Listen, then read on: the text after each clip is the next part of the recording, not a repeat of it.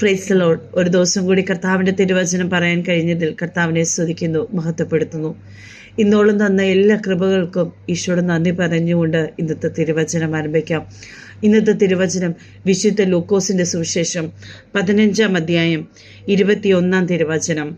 അപ്പാ, ഞാൻ സ്വർഗത്തോടും നിന്നോടും പാപം ചെയ്തിരിക്കുന്നു, ഇനി നിന്റെ മകനെന്ന് വിളിക്കപ്പെടുവാൻ ഞാൻ യോഗ്യനല്ല. ആമേൻ. നമുക്കെല്ലാവർക്കും പരിചയമായ ഒരു അധ്യായമാണ് വിശുദ്ധ ലൂക്കോസിന്റെ 15-ാം അധ്യായം. ഈ പാപിയായ ഈ മുടിയനായ പുത്രനാണ് നാം ഓരോരുത്തരും.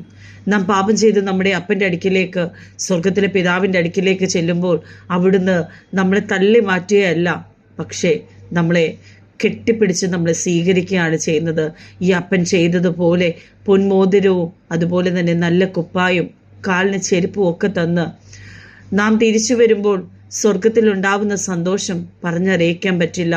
നാം പാപം ചെയ്യുമ്പോൾ കർത്താവിൻ്റെ ഉള്ളു വേദനയ്ക്ക് നാം ഓരോരുത്തരും അറിയുന്നില്ല. നമ്മുടെ കർത്താവിൻ്റെ തിരുസന്നിധിയിലേക്ക് ഈ നോമ്പ് കാലത്ത് നമുക്ക് ചെല്ലാം. അവിടുത്തോട് നമുക്ക് കുമ്പസാരിച്ച് നമ്മുടെ പാപങ്ങൾ ഏറ്റുപറഞ്ഞ് അനുതാപം വന്ന് മാനസാന്തരപ്പെട്ട് കർത്താവിൻ്റെ തിരുസന്നിധിയിലേക്ക് നമുക്ക് ചെല്ലാം. കർത്താവ് ഒഴുക്കിയ തിരുരക്തം നമുക്ക് വേണ്ടിയാണെന്ന് നാം ഓരോരുത്തരും മനസ്സിലാക്കേണ്ടതാണ്. കർത്താവ് ഒരുക്കിയ തിരുരക്തത്താൽ നമ്മെ ശുദ്ധീകരിച്ച് നമുക്കൊരു പുതിയ ജീവിതത്തിലേക്ക് നമുക്ക് നടത്താം. നല്ലൊരു ദിവസം ആശംസിക്കുന്നു. എല്ലാ മഹത്വം ഈശോയ്ക്ക് നന്ദി.